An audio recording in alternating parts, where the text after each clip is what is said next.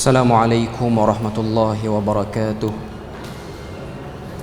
إن الحمد لله نحمده ونستعينه ونستهديه ونستغفره ونعوذ بالله من شرور أنفسنا وسيئات أعمالنا.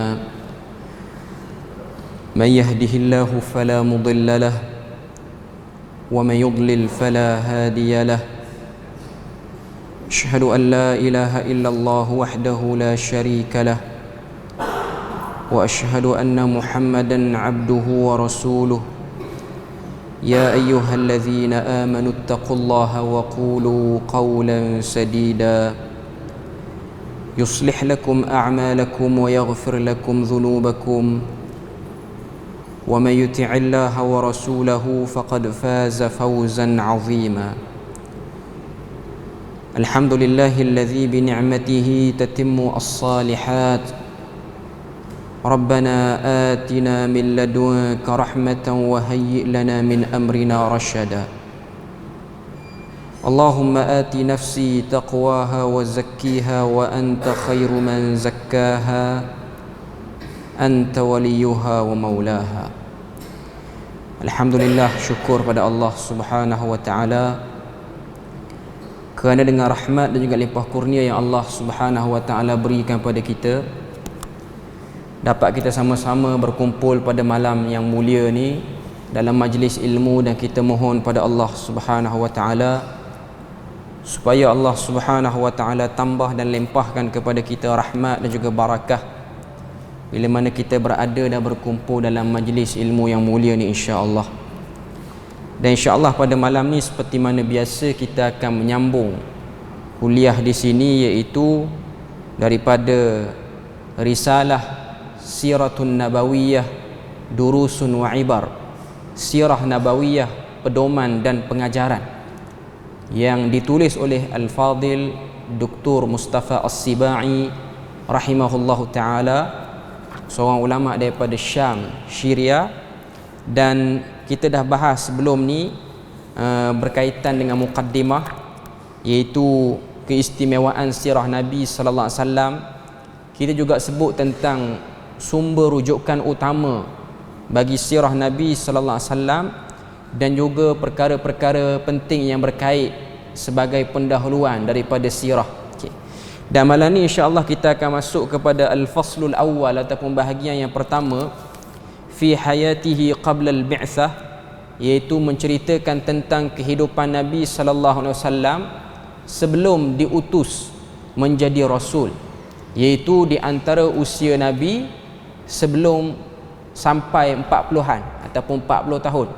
Maknanya daripada zaman Nabi itu kanak-kanak dilahirkan, daripada zaman Nabi dilahirkan sampailah kepada umur Nabi 39 tahun.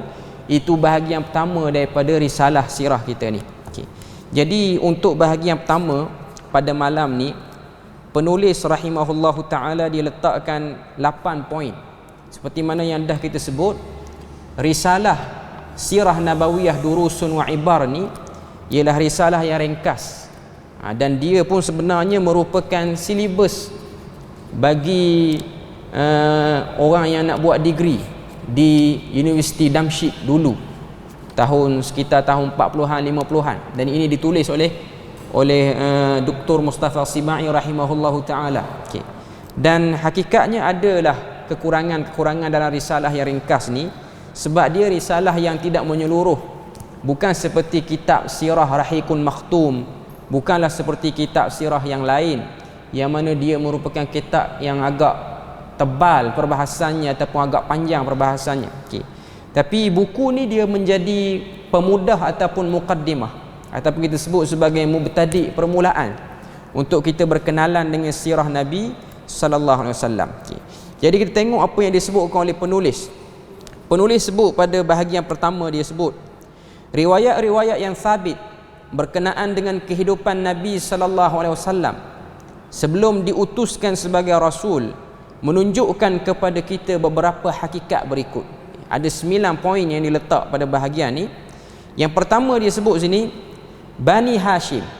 Poin pertama dia nak sentuh tentang nasab keturunan Nabi sallallahu alaihi wasallam. Nabi itu berasal daripada nasab mana? Okay. Dia sebut sini Bani Hashim merupakan keturunan Quraisy yang paling mulia. Manakala Quraisy pula adalah kabilah Arab yang paling mulia dan berketurunan bersih. Mereka juga memiliki kedudukan yang paling tinggi di kalangan bangsa Arab. Diriwayatkan daripada Al-Abbas radhiyallahu anhu, daripada Rasulullah sallallahu alaihi wasallam, Nabi SAW bersabda, "Inna Allah khalaqal khalq faj'alani min khairihim min khairi firaqihim wa khairul fariqain thumma takhayyarul qabail faj'alani min khairi qabilah thumma takhayyarul buyut faj'alani min khairi buyutihim fa ana khairuhum nafsan wa khairuhum baita." Hadis yang diriwayatkan oleh Al-Imam At-Tirmizi. Apa maksud dia sini? Hadis ni riwayat daripada Abbas. Abbas pak saudara Nabi, ayah kepada Abdullah bin Abbas, pak saudara Nabi yang paling bongsu lah daripada adik-beradik ayah Nabi tu, iaitu Abdullah, Hashim dan lain-lain tu. Dan dia punya beza umur dengan Nabi lebih kurang 3 tahun. Maknanya dia tua daripada Nabi 3 tahun. Tak jauh sangatlah beza antara pak saudara dengan anak saudara ni. Okey. Abbas bin Abdul Muttalib ni radhiyallahu anhu, dia dengar pada Nabi sebut dalam hadis tu. Apa kata Nabi? Nabi kata, "Innallaha khalaqal khalqa."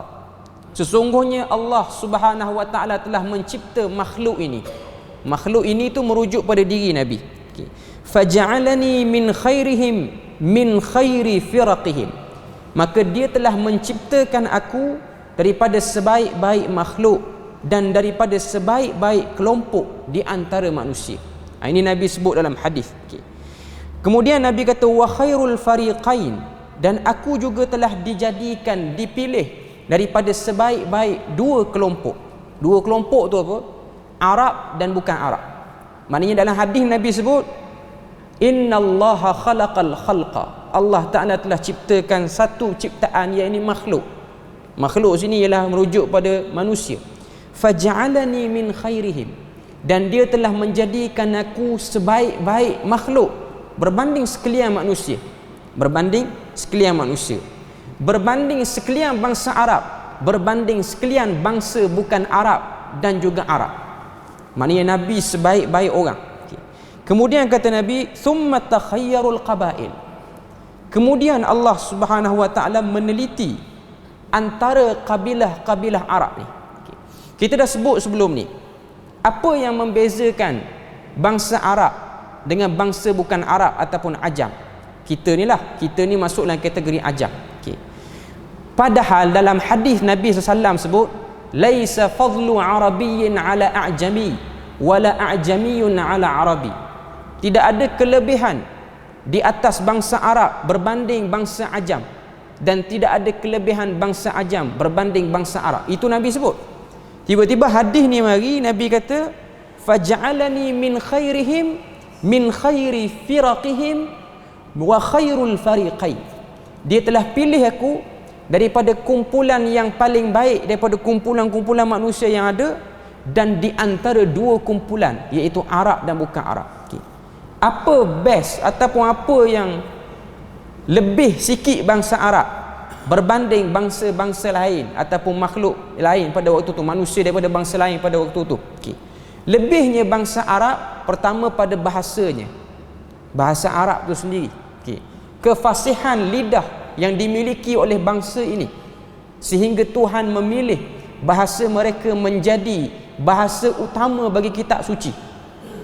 Sebab apa? Sebab bahasa Arab itu bahasa yang luas. Lebihnya pada bahasa, lebihnya pada bahasa, bukan lebih dari segi genetik, bukan lebih dari segi tamadun, tak. Sebab bangsa Arab hakikatnya bukanlah bangsa yang membina tamadun sebelum kedatangan Nabi Muhammad sallallahu alaihi wasallam. Bangsa Arab tidak dipandang dengan pandangan yang baik. Dikelilingi bangsa Arab pada waktu tu tamadun-tamadun yang hebat. Antara tamadun yang dekat dengan bangsa Arab, tamadun Mesopotamia ataupun tamadun yang dikuasai oleh orang-orang Parsi pada waktu tu, yang berada di Iraq dan Iran. Dan juga tamadun Rom, tamadun yang hebat yang dimonopoli oleh kalangan orang-orang Kristian. Dan di sebelah timurnya ada tamadun Indus, orang India. Dah ada tamadun pada waktu tu, dan juga tamadun Cina. Dan bangsa Arab tidak dipandang, dan kerajaan-kerajaan dan tamadun-tamadun besar ni hanya melihat bangsa Arab ni satu klaim ataupun satu kelompok yang tidak ada apa-apa manfaat. Negerinya kering, tandus. Orangnya pula ada sifat, orang kata apa? Sifat asabiyah, sifat berpuak-puak, dan suka hidup berpindah randah. Tidak suka hidup menetap dan tidak suka memajukan diri. Okay. Jadi nak sebut pada kita, hakikatnya bangsa Arab bukanlah bangsa yang hebat pada waktu tu. Dia hebat selepas kedatangan risalah, selepas daripada mereka menerima risalah. Cuma hebat dia yang Nabi sebut dalam hadis ni, min khairihim min khairi firaqihim wa khairul fariqain, maksudnya hebat dari segi bahasa, hebat dari segi menjaga maruahnya. Sebab daripada kalangan bangsa-bangsa Arab dia ada dua kelompok. Satu kelompok yang menjaga keturunan, satu kelompok yang tak jaga keturunan. Okay. Jadi kelompok Bani Hashim, Quraisy ni antara kelompok yang bersih titih baris dia ataupun nasab keturunan dia. Mereka bukanlah orang ataupun kumpulan yang mengamalkan seks rambang macam kabilah-kabilah lain. Tak. Okay. Jadi nak sebut lebihnya situ. Lebihnya Nabi, lebihnya bangsa Arab di situ. Okay. Tapi dalam hadis yang dah kita sebut tadi, Nabi kata laisa fadlu arabiyyin wala a'jami wala a'jamiyun ala arabi illa bittaqwa. Ini hadis yang Nabi sebut ketika mana Hajjatul Wada', haji yang terakhir. Nabi kata tidak ada kelebihan pada orang ajam atas orang Arab, orang Arab atas orang ajam, melainkan takwa. Okay. Hadis ni nak tunjuk pada kita bersihnya keturunan Nabi. Sebab kalau seorang Nabi yang bertugas sebagai pembasmi kejahilan, yang bertugas sebagai pengislah terhadap kejahilan yang berlaku dalam masyarakat, keturunannya tak bersih, maka dia sedikit sebanyak memberi gangguan pada kesucian dakwah yang dibawa.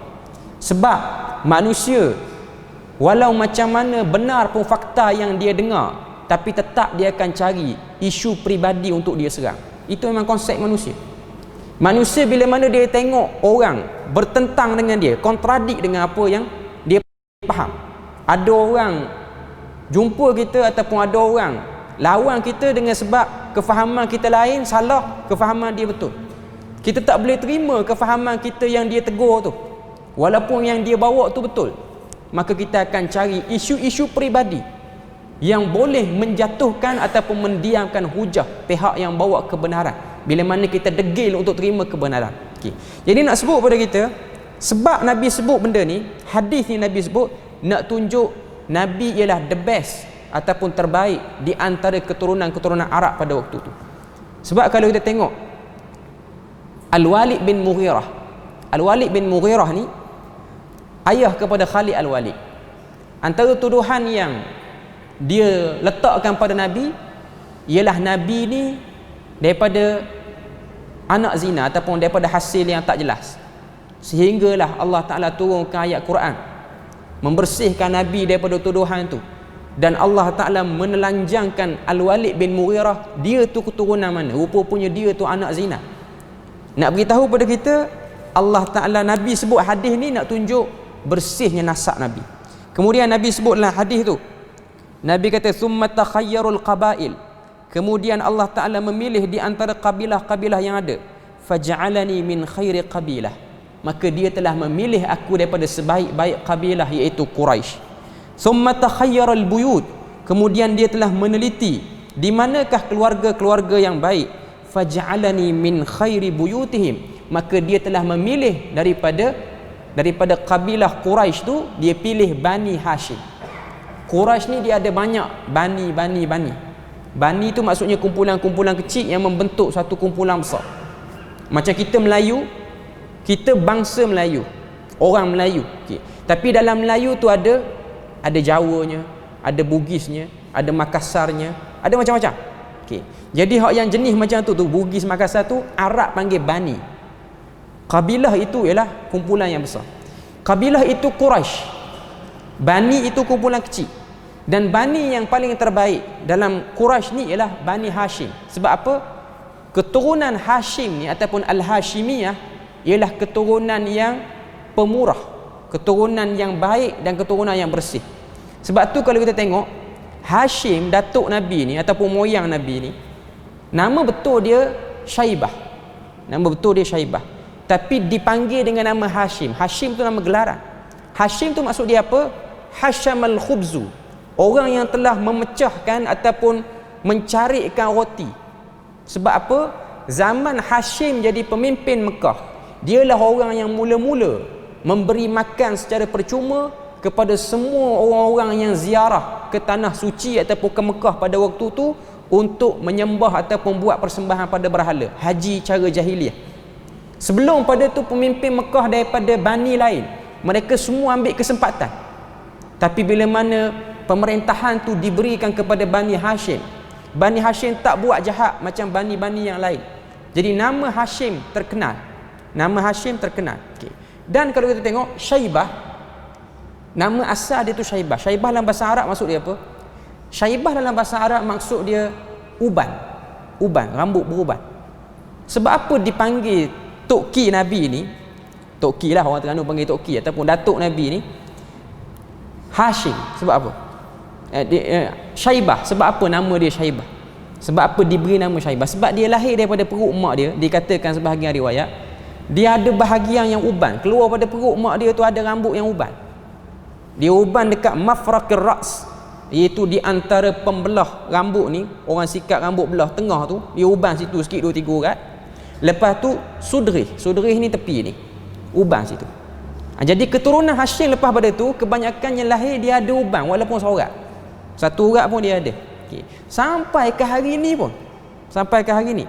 Kalau tuan-tuan semua nak tahu, keturunan Bani Hashim yang masih hidup hari ni, keturunan Bani Hashim yang masih hidup, kita bukan nak cerita dia tu ikut Nabi tak ikut Nabi, cuma nak beritahu nasab yang masih hidup ialah keturunan Raja Jordan hari ni. Sebab tu kalau tengok nama negara Jordan dalam bahasa Arab, Al-Mamlakatul Urduniyah Al-Hashimiyah, Hashimid Kingdom of Jordan.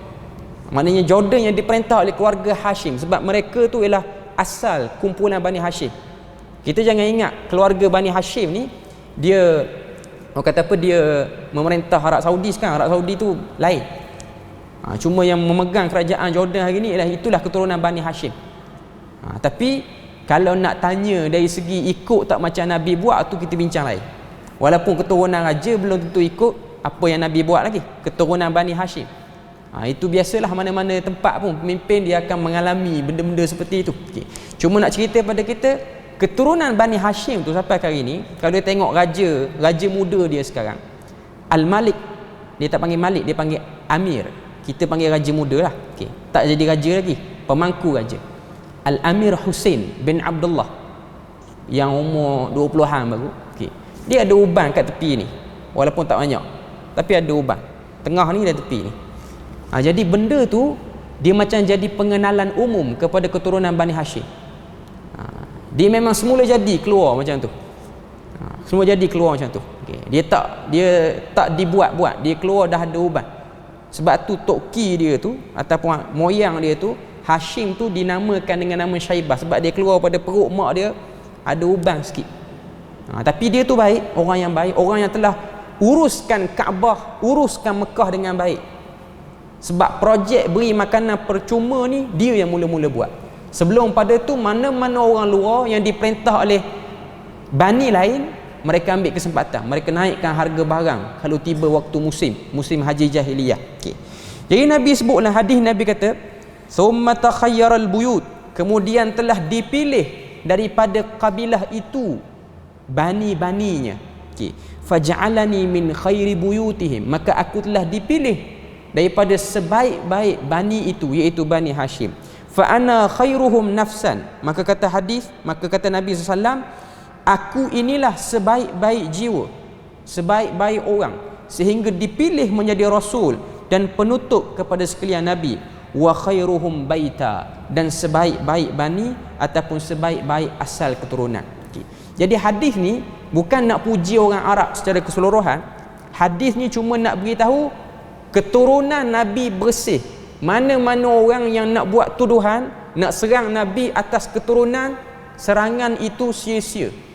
Sebab tu kalau kita tengok ketika mana Nabi mulai menyampaikan dakwah.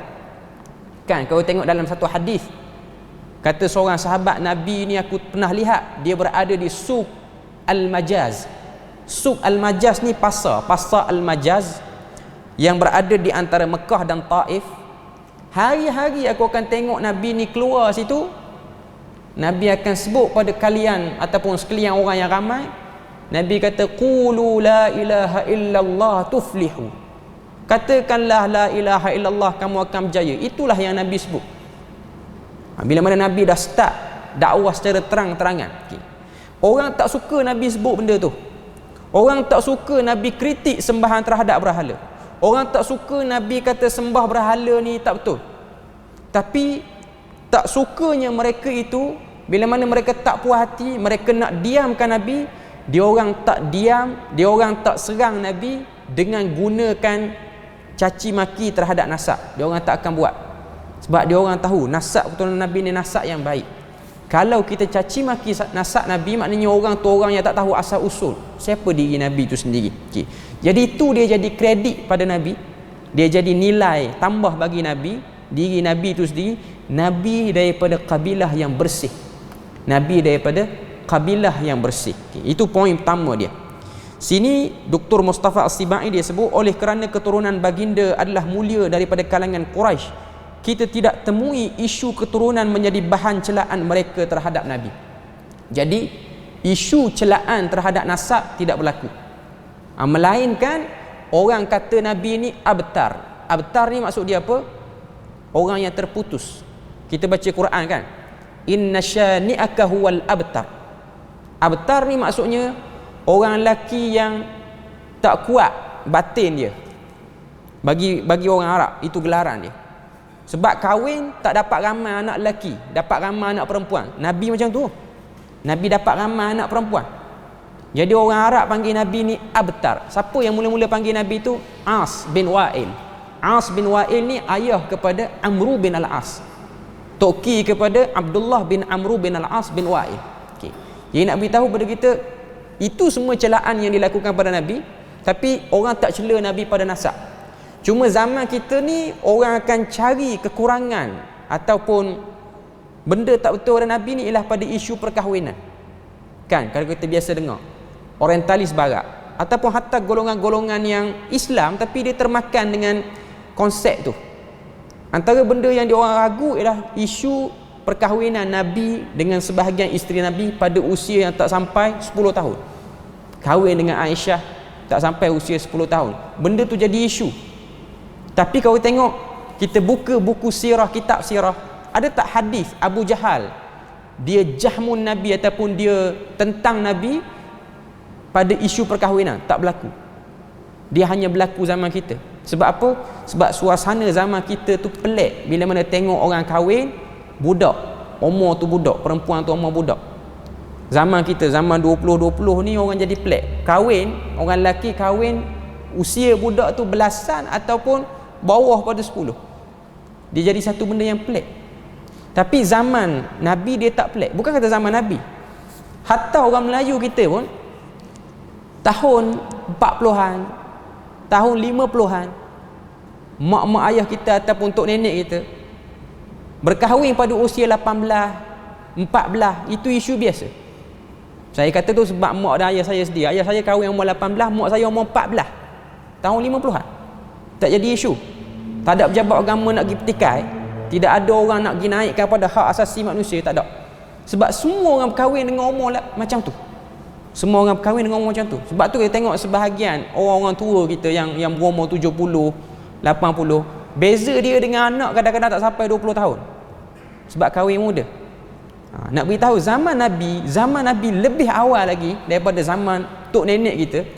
Jadi benda tu tak jadi isu. Benda tu tak jadi isu lah. Okay. Jadi nak beritahu pada kita, isu-isu tu dia create, dia buat. Tujuannya untuk generate orang yang tak berapa faham ilmu dengan baik, akhirnya termakan dengan isu tu. Sebenarnya benda tu tak ada isu pun zaman Nabi hidup. Okay. Itu yang pertama.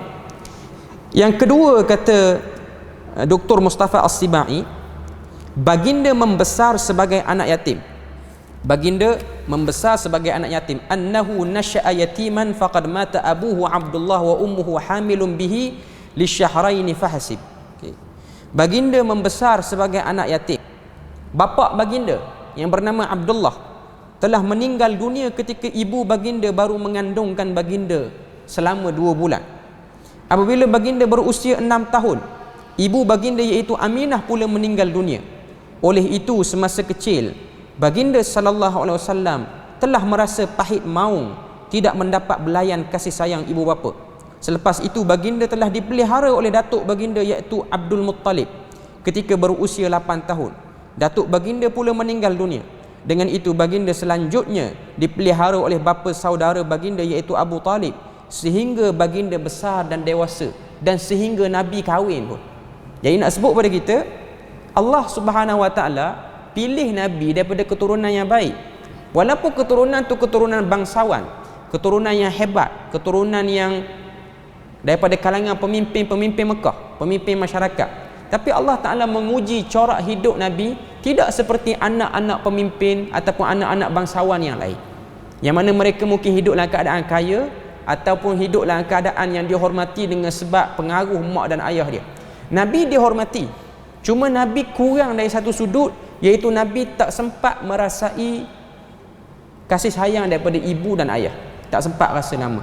Tak sempat merasai kasih sayang daripada datuknya agak lama, melainkan Nabi dijaga oleh Abu Talib. Dijaga oleh Abu Talib sehingga Nabi kahwin, sehingga Nabi jadi rasul. Maknanya hampir umur Nabi dekat 50. Lamanya Abu Talib menjaga Nabi sallallahu alaihi wasallam. Maknanya tempoh yang agak lama. Okay. Apa yang disebutkan lagi sini? Dengan itu baginda selanjutnya dipelihara oleh bapa saudara baginda sehingga besar dan dewasa. Keyatiman baginda itu telah disebut oleh Al-Quranul Karim dengan firman Allah Ta'ala, alam yajidka yatiman fa'awa, bukankah dia mendapati engkau yatim piatu lalu dia memberikan perlindungan. Sebab tu kalau kita tengok dalam keadaan Nabi ni dia tak dapat kasih sayang daripada mak dan ayah agak lama, apa hikmah daripada Allah Ta'ala jadikan corak hidup Nabi tu macam tu. Kalau kita biasa ataupun kita ingat kata-kata Khadijah ketika mana Nabi turun daripada gua Hira. Nabi turun daripada gua Hira selepas bertemu dengan Jibril. Jibril bagi 5 ayat pertama surah Al-Alaq, Iqra bismi rabbikal ladzi khalaq. Sampailah 5 ayat tu, Nabi turun, Nabi berlari masuk dalam rumah, Nabi minta kepada Khadijah untuk zammiluni. Zammiluni maksudnya selimutkan aku. Dengan sebab Nabi tak pernah tengok Jibril, Nabi rasa Nabi ni macam disampuk sesuatu. Sebab tu dalam hadis yang diriwayatkan oleh Imam Bukhari dalam kitab Badi'il Wahyi, ketika mana Khadijah tanya Nabi, Nabi pun cerita dia nampak sekian. Lalu Nabi pun sebut, faqad khasyitu ala nafsi amran, aku bimbang aku ni terkena sesuatu. Sebab apa Nabi boleh sebut benda tu? Pertama, sebelum Nabi terima wahyu, Nabi dia ada satu perasaan, dia rasa macam sembah berhala ni tak kena, ajaran yang tak betul. Sehingga dia pilih untuk menyendiri, naik ke gua Hira. Dia buat macam keluarga Bani Hashim yang lain. Sebab keluarga Bani Hashim ni keseluruhannya mereka tidaklah menyembah berhala secara taksub macam kabilah lain. Tak macam tu. Sebab tu kalau kita pergi ke Mekah, kita akan tengok ada satu gua nama dia Gua Sur ataupun Saur. Gua Sur ataupun nama ejaan yang betulnya ialah Saur bagi atas. Saur tu ialah salah satu nama daripada nama nenek moyang Nabi. Sebab apa gua tu dinamakan dengan nama nenek moyang Nabi ataupun moyang Nabi tu? Sebab Saur tu ialah seorang lelaki yang selalu naik bertahanus di gua tu. Dan satu lagi kalau kita boleh tengok, sebab apa Tuhan pilih Nabi daripada kalangan Bani Hashim? Bani Hashim ni antara Bani yang mengamalkan ajaran saki-baki yang ditinggalkan oleh Ibrahim dan Ismail, Nabi Ibrahim dan Ismail. Bani inilah yang paling kurang menerima penyelewengan berbanding kabilah lain ataupun Bani-Bani lain. Bani lain dia punya penyelewengan tu dahsyat. Tapi untuk Bani Hashim ni dia slow sikit. Dia tak sembah berhala hari-hari. Dia tak juga orang kata apa taksub melampau sangat. Okey. Dan dia orang masih lagi duk buat satu amalan iaitu tahannus, menyendiri di gua. Jadi Nabi duk rasa yang tu lebih dekat dan lebih betul berbanding pergi meratap berdoa depan berhala yang mengelilingi Kaabah. Okey. Jadi Nabi duk situ, Nabi dia rasa tak puas hati dengan amalan masyarakat majmuk pada waktu tu. Jadi Nabi naik menyendiri 3 tahun. Nabi naik menyendiri. Tahun ketiga tu baru terima ataupun jumpa Jibril. Tahun ketiga tu jumpa Jibril. Nabi akan naik selama sebulan lamanya, terutamanya bila mana bulan Ramadan. Itu yang kebiasaan Nabi duk buat. Bukanlah naik tu tak turun-turun. Nabi naik, Nabi turun. Cuma banyak masa Nabi habis itu. Nabi habiskan di Gua Hira. Okay. Bila mana Nabi duduk dalam keadaan macam tu, dia tengok Jibril tu pada tahun yang ketiga, ketika mana usia dia cukup 40 tahun tu, dia duk teringat dia ni macam kena sumpahan ke macam mana, sebab tengok satu benda yang tak biasa tengok, iaitu Jibril. Tengok satu benda yang tak biasa tengok. Dia duk rasa macam aku ni kena dah kot sumpahan berhala sini. Mudah cerita mungkin kena kacau, kena hantu ataupun kena sampuk. Nabi duk rasa macam tu lah. Okay. Tapi saya nak sebut sini, Khadijah bila mana dia dengar penerangan pada Nabi, apa yang dia sebut? Dia kata, Innallah, sesungguhnya Allah Ta'ala tidak akan menganiaya seorang lelaki yang telah menolong anak yatim. Okay, dia sebut yang tu dulu. Allah Ta'ala tidak akan menganiaya seorang lelaki yang telah menolong orang-orang yang tidak ada harta, tolong orang susah. Benda-benda tu disebut. Sebab apa? Nabi duk biasa buat benda tu.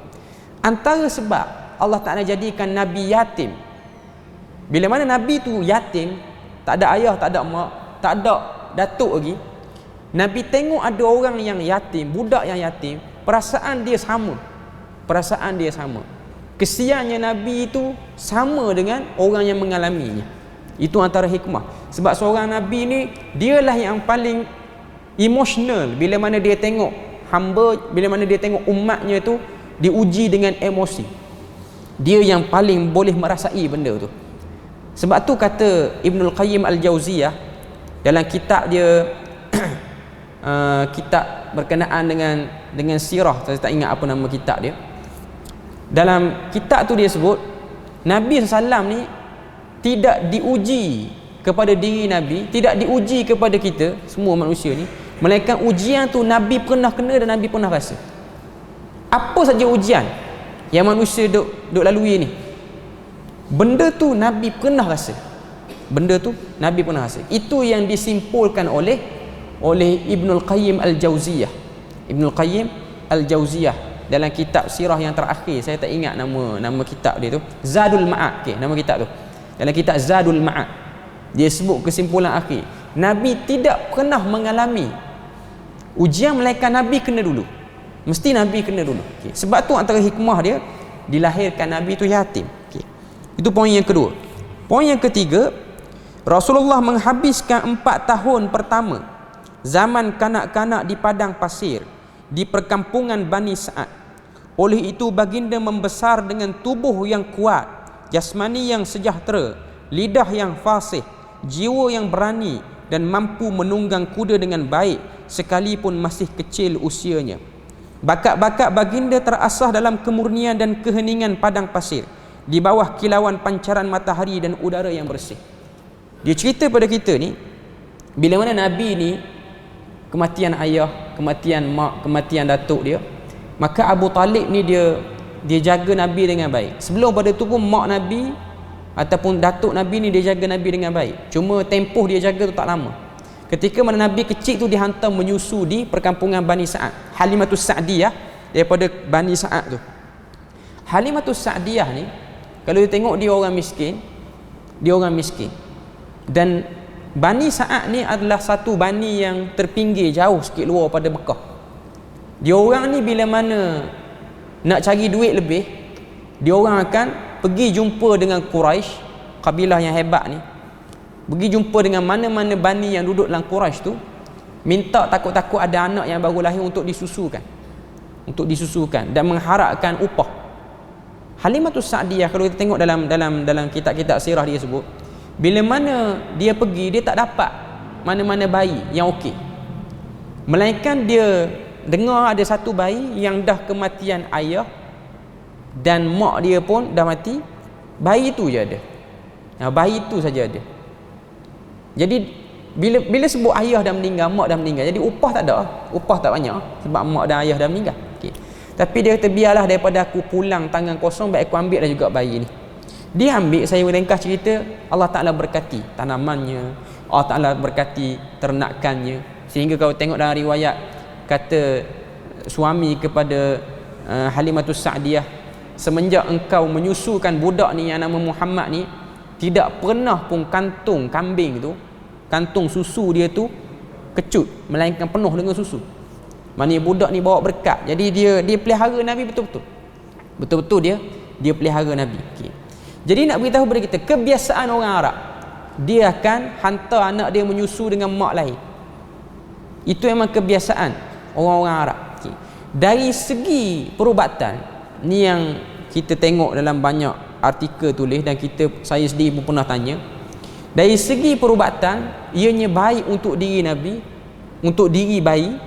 Bila mana dia diberikan menyusu dengan ibu lain, dia akan menyebabkan budak tu kurang kemungkinan untuk kena satu penyakit darah nama dia thalassemia. Penyakit itulah. Okay. Bila mana dia minum susu daripada ibu lain, badan dia tu jadi antibody semula jadi. Sebab zaman tu dia tak ada vaksin macam zaman kita. Jadi itu cara orang Arab. Itu first, yang pertama. Yang kedua, dia menyebabkan budak tu cakap dengan lidah yang fasih. Sebab tu kalau tuan-tuan tengok budak-budak Arab, budak-budak kecil Arab, okay, dia ada satu sikap dia ni, dia berani dengan foreigner ataupun orang luar. Mungkin ada tuan-tuan yang ada anak-anak belajar negara Arab boleh tanya. Okay. Budak Arab yang kecil ni, yang kecil-kecil ni, dia bukan macam budak Melayu. Budak Melayu dia tengok orang bukan bangsa dia masuk dalam rumah, bukan bangsa dia pun, orang yang dia tak kenal dia masuk dalam rumah, dia ada sikap takut. Okay. Tapi kalau budak Arab ni, dia berani. Dia ada sikap seperti itu, keberanian. Dan bila mana dia bercakap, dia tidak pelak. Jarang saya tengok anak-anak orang Arab ni dia pelak. Sebab apa? Sebab dia diajar dengan bahasa yang betul. Tapi kalau anak orang Melayu, dia ada kes pelak tu ada. Sebab memang kita pun ajar dia pelak daripada dia kecil lagi. Susu sebut cucu, lepas tu dia lidah tak apa betul, kita merah dia balik lagi. Okay. Itu adalah satu benda yang kurang tepat jugalah. Ta'limul atfal ni bukan benda yang betul. Sebut dengan bahasa betul. Sebab dia tangkap. Sebab tu budak ni bila mana dia sampai satu usia, dia akan tanya. Dia akan sampai satu usia tu dia tanya. Benda ni Syekh Abdul Fattah Abu Ghuddah dia ada sebut dalam buku dia Ar-Rasul sallallahu alaihi wasallam Al-Muallim. Nabi itu ialah seorang guru. Dia ada sebut dalam buku dia. Okay. Maknanya Nabi tidak pernah mengecewakan soalan daripada mana-mana orang, hatta budak kecil pun Nabi tak pernah kecewakan. Cuma nak beritahu pada kita, itu yang berlaku pada diri Nabi. Nabi jadi kuat. Dan Nabi duduk di perkampungan Bani Sa'ad sampai usia Nabi 8 tahun. Antara benda yang Nabi belajar ialah menunggang kuda. Menunggang kuda ni tuan-tuan, ni bukan menunggang kuda macam kita menunggang kuda ni. Menunggang kuda maknanya pergi dekat ladang kuda, naik kuda, bukan. Bila sebut menunggang kuda, pakej dia memanah sekali bagi zaman Nabi. Okay. Sebab antara kehebatan seorang lelaki, min haibatir rijal, di antara kehebatan seorang lelaki Arab pada waktu tu, dia boleh menunggang kuda tanpa menggunakan tali kekang, tanpa guna tali, dan boleh memanah dalam keadaan menunggang kuda. Payah, benda tu payah. Kalau setakat tunggang kuda pegang tali, boleh lah, maknanya orang yang belajar 2-3 jam boleh dah. Okay.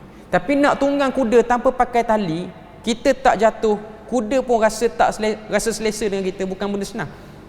Nak arahkan kuda kiri kanan tanpa ada tali, tambah pula duk galah atas belakang dengan panah. Jadi itu ciri-ciri kelakian yang diterapkan kepada orang Arab. Dan antara benda lain yang tak disebut, yang jarang disebut dalam kitab-kitab sirah ni, ialah ilmu yang ada pada orang Arab ni. Antara ilmu yang bagusnya ialah ilmu memuliakan tetamu tu diajar kepada anak kecil. Ilmu memuliakan tetamu. Okay. Dia bukan, orang kata apa, benda yang nanti besar mu tahu sendirilah. Bukan gitu. Dia diajar pada kecil. Sebab tu kalau kita tengok orang-orang Arab, anak lelaki khususnya, bila mana dia dah sampai usia dia dah boleh bergaul dengan orang, 8 tahun, 9 tahun, biasanya mak dan ayah dia akan ajar cara nak tuang kopi kepada tetamu yang datang rumah. Kalau tuan-tuan pergi ke mana-mana rumah orang Arab yang ada anak umur 10, 11 tahun, 12 tahun ataupun anak dia umur 20 pun lelaki, tarhibud dhaif ataupun tarhibud duyuf, welcome tetamu yang datang rumah kita dengan tuang kopi ialah satu benda yang diwajibkan untuk dipelajari. Dia ada cara dia tuang kopi. Tapi masyarakat dia beza, masyarakat bezalah dia punya suasana dia. Cuma saya nak cerita masyarakat Arab ni dia ada benda tu. Kalau tuan-tuan pergi mana-mana rumah orang Arab pun, kalau ada orang Arab sini pun, kopi tu qahwah. Arab panggil qahwah lah. Okey. Satu benda yang wajib untuk kita terima sebagai tetamu. Dan kita tak boleh tolak. Maknanya kalau datang anak dia ataupun dia sendiri tuang kopi dalam cawan kecil tu, finjan, cawan yang kecil tu, kita sebagai tetamu tak boleh tolak. Cuma kita bukan orang Arab, kita tak biasalah. Okay. Saya duduk di Jordan, kita duduk tengok adab benda ni berlaku. Antara pantang bagi tetamu, bagi masyarakat Arab ni, terima kopi tu letak atas lantai ataupun letak atas kursi, letak atas meja. Itu perbuatan kurang adab ataupun tak berapa baik seorang tetamu pada tuan rumah. Kopi tu memang panas. Kopi tu panas. Dia tak akan letak penuh. Dia memang tahu kopi tu panas. Dia tak akan tuang banyak. Dia tuang sikit. Tambah pula kopi tu tak ada gula. Okay. Dia ikut musim lah. Kalau musim sejuk, kopi dia ada rasa halia sikit. Cuma nak beritahu, kopi tu kita tak boleh letak. Letak tu tanda aib bagi tuan rumah. Saya pun tak tahu macam mana jadi aib. Tapi itulah kebiasaan orang Arab. Dan bila mana kita tidak buat apa-apa isyarat, dia akan sentiasa tambah tu kopi tu. Kita tak biasa minum benda pahit, tambah pula saya orang Terengganu suka manis sikit. Okay. Jadi bila mana kopi pahit, kita tak tahu nak buat macam mana. Kita baru sampai, baru tak berapa setahun, dia tengok habis, dia top up lagi. Okay. Dia ada cara dia kena geleng kopi tu, geleng gelas tu. Maknanya gelas ni besar, maknanya air tu habis, buat banyak-banyak air tumpah lagi. Okay. Cuma kena geleng macam ni. Cara dia untuk kita refuse, kita tak nak cukup tak payah letak lagi. Kalau kita kata tak mau, dia tambah tak. Okay. Kawan saya dia tanya orang Arab tu, sebab apa kau sebut tetap nak tambah? Kita orang semua ada mulut nak beritahu tak mau. Kenapa nak guna isyarat? Dia dah panggil takalid. Dia macam kata benda adab masyarakat dia. Dia macam tuan-tuan pergi ke Sarawak, dia ada satu tempat, kawan saya kena hantar jadi guru interim sana. Okay. Kita sebagai tetamu, kita masuk dalam rumah panjang, kita orang Melayu lah. Bila mana dia suruh kita duduk, kita akan duduk bersila, kan? Bersila. Lutut kita ni kita lipat ke dalam, kita duduk bersila. Okay. Bagi orang Dayak ke apa saya tak tahulah, duduk bersila tu kurang ajar, kena duduk belunjur. Maknanya masuk dalam rumah panjang dia, duduk semua dekat ruang tamu dia, semua kaki kena belunjur. Kalau tak belunjur, kurang ajar. Itu kebiasaan bagi bangsa ataupun setengah masyarakat. Cuma nak beritahu, hormatilah adab masyarakat tu selagi mana dia tidak menyalahi syariat. Itu kebiasaan. Cuma nak beritahu, welcome tetamu tu benda yang diajar oleh masyarakat Arab pada waktu tu. Maknanya bila mana seseorang budak tu duduk situ, dia tidak hanya belajar nunggang kuda, dia juga belajar ilmu kemasyarakatan. Kita baca satu lagi poin. Keunggulan baginda telah diketahui sejak kecil. Tampak pada roma mukanya tanda-tanda kecerdikan yang menimbulkan rasa sayang kepada sesiapa yang melihat baginda. Apabila Rasulullah SAW datang ke majlis datuknya semasa zaman kanak-kanak, baginda duduk di atas tilam datuknya. Sedangkan jika datuknya duduk di atas tilam itu, tiada seorang pun anak-anak ataupun bapa saudara Rasul yang akan duduk di atasnya. Oleh itu bapa-bapa saudara baginda cuba menariknya daripada tilam tersebut. Lantas Abdul Muttalib berkata, biarkan cucuku ini, demi Allah dia memiliki keistimewaan. Okay. Jadi nak beritahu kepada kita, Nabi tu sendiri zaman dia kecil, dia kanak-kanak, orang tengok muka Nabi orang jadi sejuk, orang tak rasa nak marah. Dia ada, orang kata apa, raut wajah yang seperti itu. Orang jadi mudah kesian dan orang nampak haibah. Kan kalau tengok benda tu biasa. Kita nak kata khurafat tak boleh kata khurafat Arab. Okay. Cuma nak beritahu Nabi sendiri pun macam mengiyakan benda tu memang ada. Budak kita tengok, kita nampak kecerdikan dia daripada kecil. Itu kita boleh tengok. Kebiasaan dia suka main apa semua. Ada setengah budak dia tak main, tapi dia memerhati. Jadi kita kata budak tu daripada kecil. Dan benda ni dia panggil macam firasat kot lebih kurang. Sebab tu kalau tengok apa nama tu, Asy-Sya'bi. Asy-Sya'bi ni seorang ulama hadis. Ketika mana dia berjumpa dengan Imam Abu Hanifah. Imam Abu Hanifah sebelum dia jadi faqih, sebelum dia jadi imam mazhab, dia ni seorang businessman, kerja jual kain. Dia orang Parsi, dia bukan orang Arab pun. Imam Abu Hanifah, Nu'man bin Thabit. Okay. Dia bila mana dia sibuk jual tu, yang datang mari beli tu ialah Asy-Sya'bi. Asy-Sya'bi tengok muka dia tengah duk beli kain tu. Kita bagi laluan azan dulu.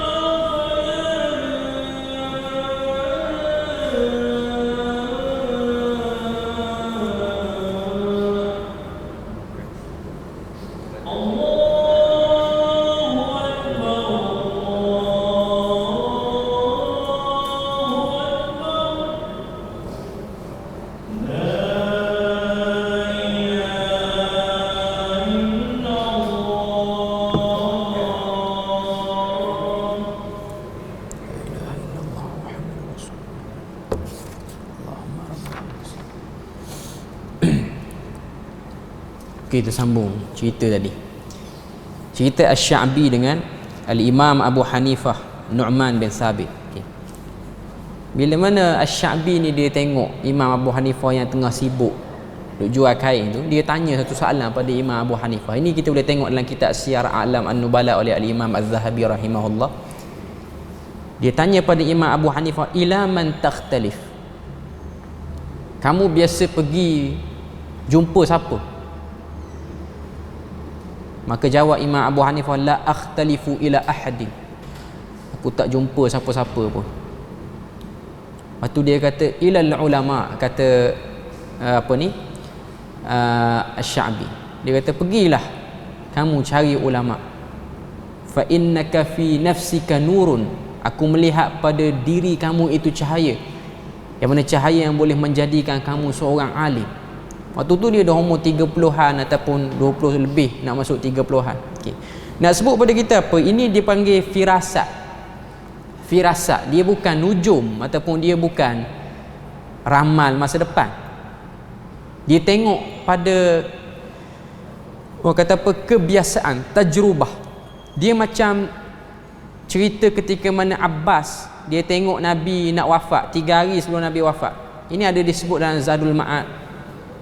3 hari sebelum Nabi wafat ni, Nabi terlantar sakit dah, Nabi tak bangun. Bila mana Abbas ni pergi ziarah Nabi, dan ahli keluarga Bani Hashim pun pergi ziarah, termasuklah menantu Nabi Ali bin Abi Talib dan lain-lain. Abbas masuk tengok Nabi, dia tengok muka Nabi tengah terlantar atas pembaringan tu, dia pun keluar balik. Dia keluar balik, dia panggil Ali. Dia kata, "Ya Ali, wahai Ali, masuk dan tanya Rasulullah, selepas daripada kamu wafat, siapa yang akan jadi pengganti kamu?" Itu Abbas, pak saudara Nabi. Ali pun tanya, sebab apa nak kena tanya Nabi? Dia rasa macam soalan tu macam tak kena, kawan tu sakit, pergi tanya siapa nak ganti dia lepas pada ni kalau dia mati. Nampak macam biadab. Okay. Maka kata Abbas, dia kata, "Wahai Ali, aku mengenali semua wajah Bani Hashim bila mana dia nak mati. Dan kamu peganglah kata-kata aku ni, 3 hari selepas daripada ni Rasulullah akan wafat." Itu kita nak kata menujum ke apa? Kita tak kata menujum. Kebiasaan dia. Sebab dia keturunan Bani Hashim. Dia antara orang kata apa, anak Abdul Muttalib yang terakhir tu. Anak Abdul Muttalib yang terakhir. Selain pada Hamzah apa semua yang dah meninggal apa semua tu. Okay. Dia pengalaman tengok muka, biasa muka macam ni tak apa seminggu lagi mati. Pengalaman. Dia bukan kata apa, benda yang pasti. Cuma yang jadilah masyarakat kita ni, dia buat macam benda pasti lah. Kan sebahagian kita bila mana berlaku kematian, orang tua lah biasa, lepas pada kawan tu meninggal pun duk cakap.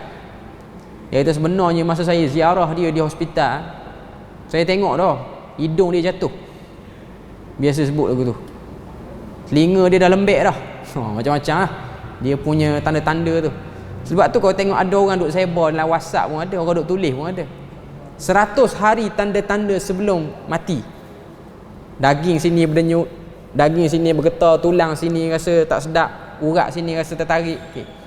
Benda tu kalau nak dijadikan sebagai penentu mesti mati, tak boleh kalau kita percaya. Cuma nak sebut atas nama tajrubah. Tajrubah ni maksud dia pengalaman.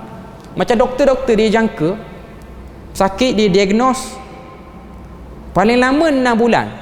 Lepas pada tu kawan tu 6 tahun duk hidup. Yang duk rawat dia mati dulu. Yang duk kata 6 bulan tu mati dulu. Yang kata hidup 6 bulan tu lama lagi hidup. Okay. Adakah kita nak kata kawan tu menujum? Dia tak menujum. Cuma pengalaman dia. Pengalaman. Yang kata menujum ni tengok tapak tangan. Oh, urat ni ada. Oh, urat ni memang celaka lah urat ni. Itu baru menujum. Urat ni, ada urat ni memang umur 50 mesti kena tipu bisnes. Itu baru menujum. Tapi kalau setakat tengok flow, cara dia urus perniagaan, kita pun nampak tak lama orang berniaga lagu ni. Itu biasa. Kita taklah kata sampai syirik benda tu. Jadi Datuk Nabi ni, dia tengok muka Nabi, budak ni akan bawa satu kehebatan pada negeri ni. Sebab tu bila mana Nabi SAW duduk atas tempat yang dia duduk, khusi, dia bukan khusi sebenarnya, dia panggil misnad. Misnad ni tempat letak tangan, dia macam singgah sana, orang Arab punya style lah. Biasanya ketua kabilah duduk situ, orang lain tak boleh duduk, hatta anak dia pun. Tapi Abdul Muttalib, Datuk Nabi ni, kalau Nabi main kat tu, dia tak marah, dia biarkan. Sebab dalam poin yang keempat yang disebutkan oleh Dr. Mustafa As-Sibai, wa talawwaha ala mihyahu makhayiluz zaka, dan telah cerah pada raut wajah Nabi itu pancaran orang yang cerdik. Dia sebut sini maksudnya firasat sahaja. Nak sebut pada kita bahawa inilah benda-benda yang berlaku pada Nabi ketika Nabi itu kecil. Dari segi sirah Nabi sebelum angkat jadi Nabi ni, okey, budak cerdik, nasab keturunan okey, kena uji mak ayah meninggal, tapi tidaklah jadi budak yang cepat putus asa, tak. Jadi ni yang kita nak tengok sini, benda-benda yang berlaku pada Nabi sebelum Nabi SAW itu diangkat menjadi Nabi. Dan kita boleh tengok apa sebab yang disebut ke sini. Antara hikmahnya yang terakhir, dia sebut sini, sekiranya pendakwah kepada Allah atau pengislah berada di kedudukan yang mulia di kalangan masyarakat, orang ramai akan lebih tertarik untuk mendengar seruannya. Menjadi kebiasaan masyarakat akan memperlekeh para pengislah dan pendakwah sekiranya mereka berasal daripada latar belakang yang tidak dikenali atau keturunan yang hina. Tu antara sebab Nabi dipilih daripada keturunan yang baik, Nabi daripada kumpulan yang baik. Sebabnya lumrah manusia dia nak dengar orang tu, mestilah orang tu mari daripada keturunan yang baik, walaupun itu bukanlah indikator sebenar kebenaran diukur, bukan pun. Cuma nak beritahu Tuhan ni dia nak jaga kepribadian Nabi supaya tidak tercalar.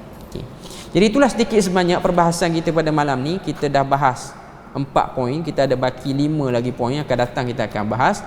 Jadi setakat tu saja perbahasan kita pada malam ni. Semoga Allah Ta'ala beri pada kita rahmat dan berkat. Subhanakallahumma wa bihamdik, asyhadu an la ilaha illa anta wa astaghfiruka wa atubu ilaik. Wassalamualaikum warahmatullahi wabarakatuh.